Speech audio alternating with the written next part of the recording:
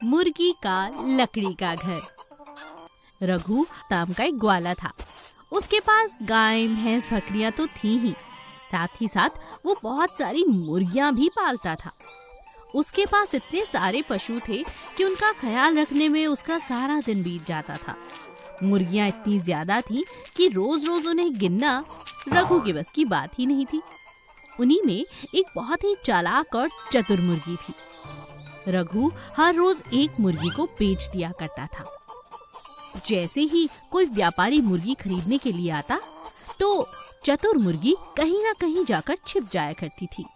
ऐसा करते करते कई दिन, कई महीने निकल गए। धीरे धीरे उसने लकड़ियां इकट्ठा करके कोने में एक छोटा सा लकड़ी का घर भी बना लिया था, जहां वो सुबह और शाम छुप कर रहा करती थी।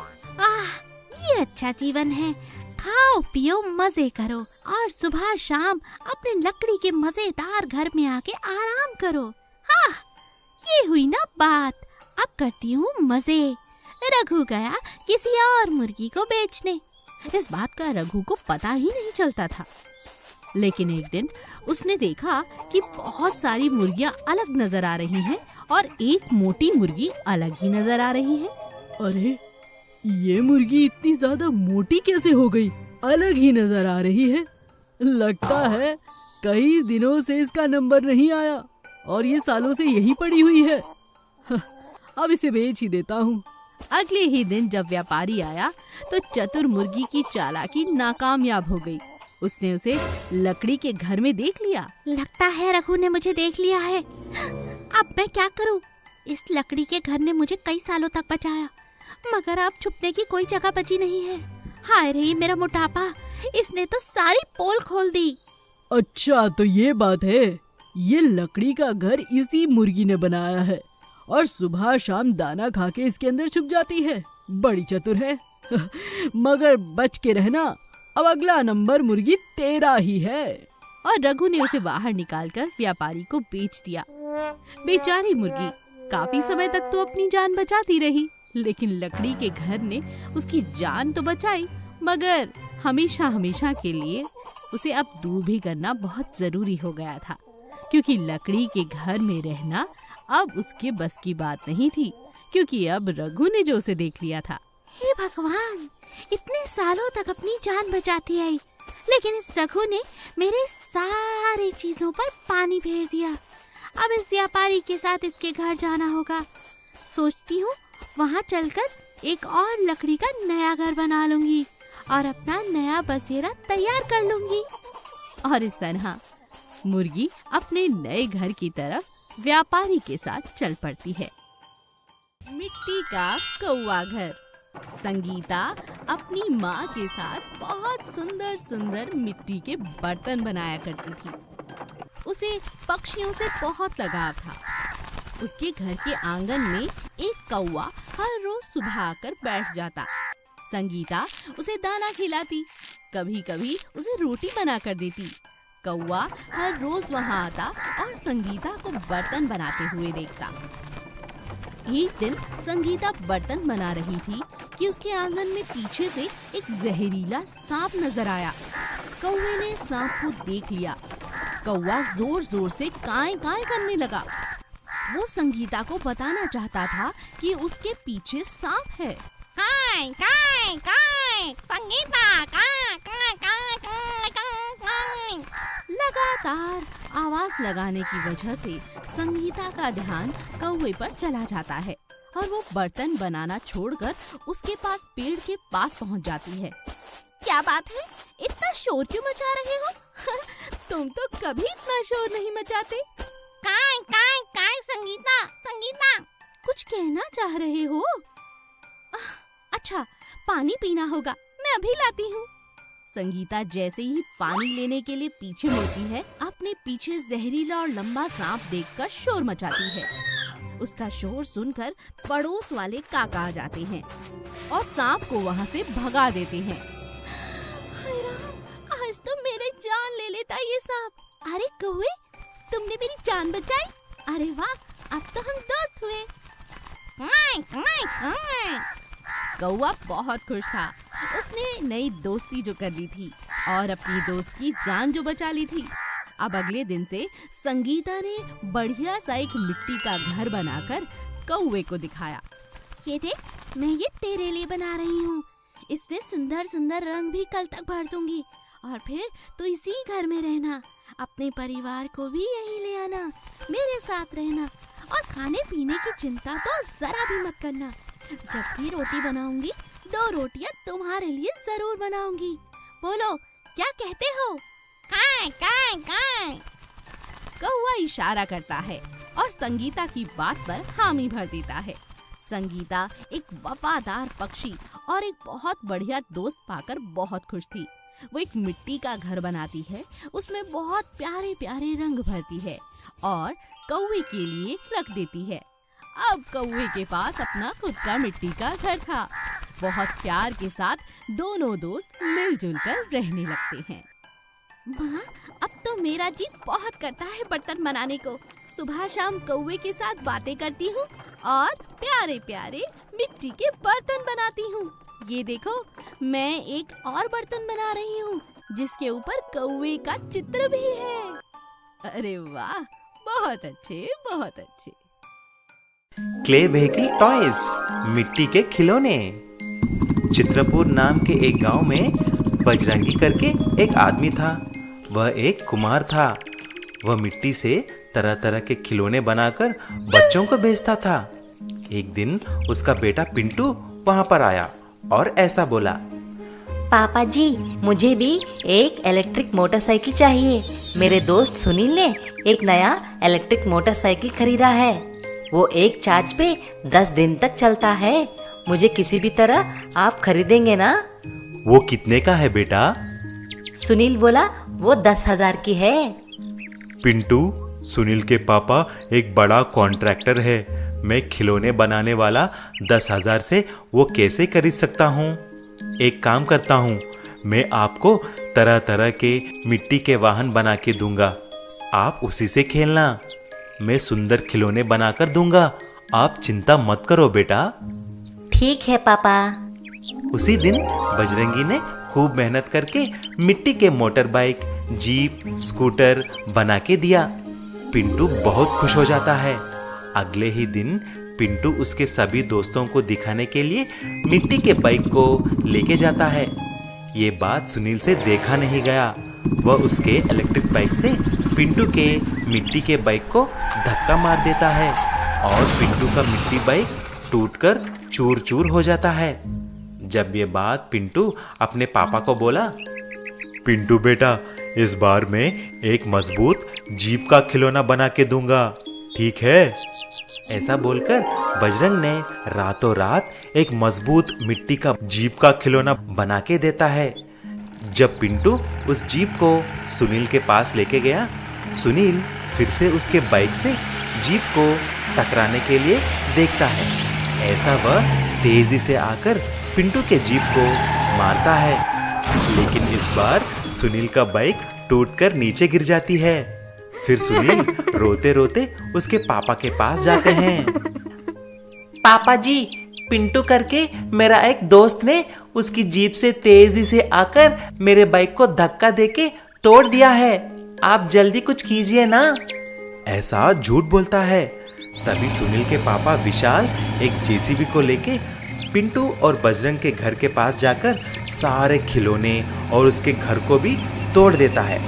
तभी बजरंग ने ऐसा बोला, विशाल सेठ, आप तो बड़े हो, कुछ तो दिमाग लगा के काम करना होगा ना। वह छोटे बच्चे हैं, आप भी ऐसा करना अच्छा नहीं है। आप मुझसे क्षमा मांग के मेरे घर को ठीक करवा दो। अरे चल, मैं तुमसे माफी हो ही नहीं सकता। फिर ठीक है, एक शर्त लगाता हूँ। अगर कल मैं आकर मैं तुम्हारी जेसीबी और घर को नहीं तोड़ा तो मेरा नाम भी बजरंग नहीं है। ऐसा अगले ही दिन एक बड़ा सा मजबूत मिट्टी का जेसीबी बनाकर बजरंग विशाल के घर पहुंच जाता है और एक ही झटके में विशाल का स्टील जेसीबी को तोड़ देता है। वो जेसीबी टुकड़े टुकड़े हो जाती है। फिर विशाल दौड़ता हुआ आकर सबके सामने बजरंग से माफी मांगता है और बजरंग को एक नया घर भी बना के दे देता है। तब से बजरंग और पिंटू खुशी से नए घर में रहने लगे। लेकिन बजरंग तरह तरह के मिट्टी के खिलौने बनाना नहीं छोड़ा। एक समय की बात है, एक गांव में महेंद्र नाम का एक लकड़हारा रहता था। वो बहुत ही ईमानदार और नेक था। उसका एक बेटा था सुशील। महेंद्र अपने बेटे सुशील से बहुत प्यार करता था और वो उसकी हर ख्वाहिश को पूरा करने की कोशिश करता था। महेंद्र हर रोज सुबह जंगल में जाकर लकड़ियां काट कर लाता और उनसे अलग अलग तरह की चीजें बनाया करता था, जैसे गुड़िया, कठपुतली, जादुई सुंदर सुंदर बक्से, और उन्हें बनाकर गांव में बेचा करता था। यही उसकी कमाई का एक जरिया था और वो अपने छोटे से परिवार के साथ कम कमाई होने के बावजूद भी खुशी से रहा करता था। महेंद्र की पत्नी कमला भी गांव में लोगों के खेतों में काम किया करती थी और सुशील गांव के स्कूल में पढ़ा करता था और खाली समय में गांव के मैदान में अपने दोस्तों के साथ खेला करता था। एक दिन जब सुशील अपने दोस्तों के साथ गांव के मैदान में क्रिकेट खेल रहा था, तभी अचानक खेलते हुए उसके हाथ से उसके एक दोस्त का बहुत महंगा बैट टूट गया। बैट को टूटता हुआ देखकर उसके दोस्त ने उससे कहा, अरे ये क्या सुशील, तूने मेरा बैट तोड़ दिया। अब मैं तुझे छोड़ूंगा नहीं। मैंने जानबूझकर नहीं तोड़ा यार, यह गलती से टूट गया। मैं तुझे कल नया बैट जरूर लाकर दूंगा। अरे तू नया बैट कहाँ से लाकर देगा, तू तो गरीब है ना। और सुशील और उसका दोस्त आपस में लड़ने लगे, लेकिन वहाँ खड़े बाकी लड़कों ने उनको छुड़ाया और वो सभी अपने घर चले गए। महेंद्र जब घर आता है तो सुशील को उदास देखकर उससे पूछता है, अरे सुशील बेटा, क्या हुआ? इतने उदास क्यों हो तुम? क्या बात है? किसी ने कुछ कहा क्या? सुशील ने अपने पापा को सारी बात बताई और फिर से रोने लगा। उसे रोता हुआ देखकर महेंद्र ने उसे तसल्ली देते हुए कहा, कोई बात नहीं बेटा, गलती से हो गया, इसमें रोने की क्या आवश्यकता है। मैं कोशिश करूंगा तुम्हें एक की जगह 2 बैट लाने की। महेंद्र की ये बात सुनकर उसकी बीवी उससे कहती है, आपको पता है ना कि आप नया बैट नहीं लाके दे सकते। चल बेटा आजा, खाना खा के सो जा। और ऐसा कहकर वो खाना खिलाकर सुशील को सुला देती है। लेकिन दोनों के सोने के बाद महेंद्र को इस बात की फिक्र होती है कि वो अपने बेटे को बैट कहाँ से लाकर देगा। तभी अचानक उसकी नजर घर पे पड़े एक बहुत मजबूत लकड़ी के टुकड़े पर पड़ती है और उसे देखकर महेंद्र को एक आइडिया आता है। वो तुरंत अपने औजार निकालता है और उस लकड़ी के टुकड़े से 2 बहुत ही शानदार बैट बनाता है। दिखने में वो बैट बहुत ही सुंदर लगते हैं। अगले दिन सुबह जब सुशील उठता है तो महेंद्र उसे वो दोनों बैट देकर कहता है, बेटा ये लो, मैंने कहा था ना तुम्हें एक की जगह मैं 2 बैट ला कर दूंगा। वुड कार्विंग वाले बैट देकर सुशील बहुत ही खुश होता है और अपने पापा के गले लगकर उन्हें थैंक यू बोलता है। थैंक यू पापा। एक बैट वो अपने दोस्त को वापस कर देता है और दूसरे बैट से खुद खेलने लगता है और उसके सभी दोस्त उससे ऐसा ही बैट लाने की मांग करने लगते हैं। और सुशील अपने पापा से कहकर अपने सभी दोस्तों के लिए वुड कार्विंग वाले बैट बनाता है और सभी दोस्त फिर से खुशी खुशी खेलने लगते हैं। मनीष एक नौजवान था और वह अपने माता पिता के साथ धनपुर नाम के एक गांव में रहता था। कुछ दिनों से वह एक लड़की मीरा के साथ प्यार करता था, इसीलिए मनीष ने मीरा को लेकर अपने घर चला जाता है और अपने माता पिता को दिखाता है। छी छी, तुमने गांव में मेरा इज्जत निकाल दी। तुमको जाकर इसी से प्यार करना था क्या?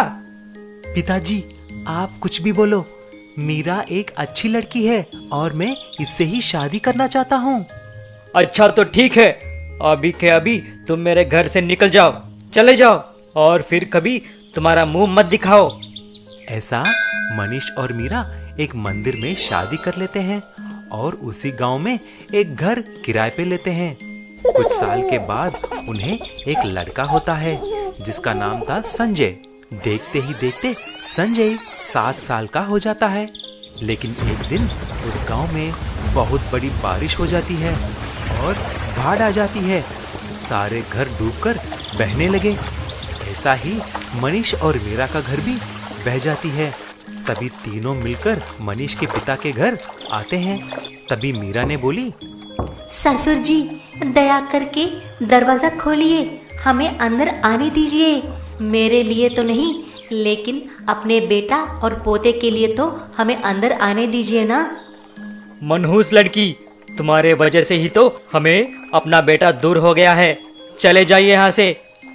उनकी बात सुनकर मनीष, मीरा और संजय मिलकर एक छोटे से पहाड़ के ऊपर चले जाते हैं।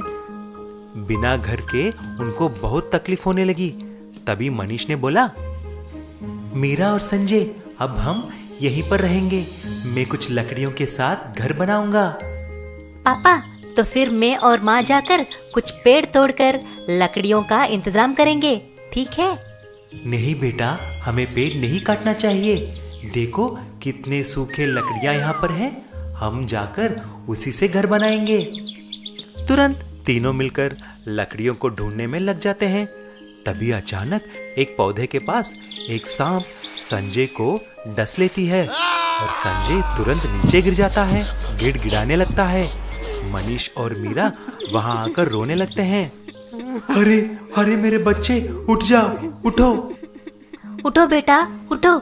जी, जल्दी इसको हॉस्पिटल लेके जाइए। तभी एक जादुई बांस का पेड़ से आवाज निकलने लगती है। मनीष और मीरा, आप घबराइए मत। मैं एक जादुई बांस का पेड़ हूँ। आपने जो पेड़ों के बारे में बोला है मैंने सुन लिया है। इसीलिए आपको मैं एक जादुई घर बनाकर देने के लिए सोच रहा हूँ। आप मन में एक घर सोचकर आंखें बंद कर लो। जब मीरा और मनीष आंखें बंद किया तो उनके सामने एक अद्भुत सुंदर बांस से बना हुआ घर बन जाता है और संजय भी उठ जाता है। अरे माँ, मैं तो अभी अभी सोया हूँ, इतने में आपने घर बना दी। उसकी बातें सुनकर मीरा और मनीष हंसने लगे और जादुई बांस के घर में रहने लगे।